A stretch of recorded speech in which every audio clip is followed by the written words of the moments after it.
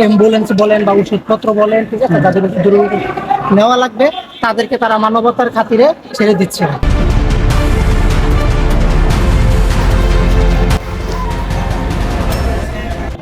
আমি মোহাম্মদপুর থেকে আসছি। আমার 1 ঘন্টা 20 মিনিটের মতো লাগছে আর কি রেলগেট পর্যন্ত আসছি।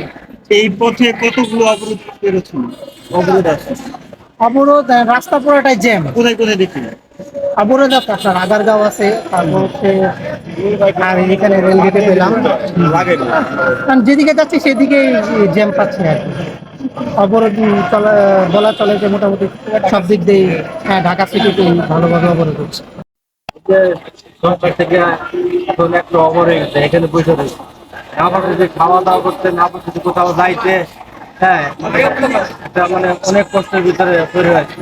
এটা সরকার থেকে ডিসিশন নিচ্ছে না, এখন সাধারণ মানুষ আমরা কষ্ট করতেছি।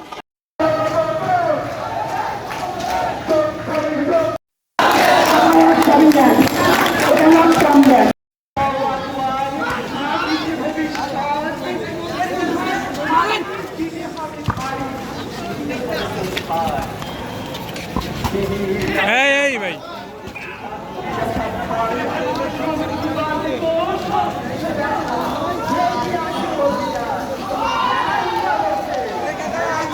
আসেন না।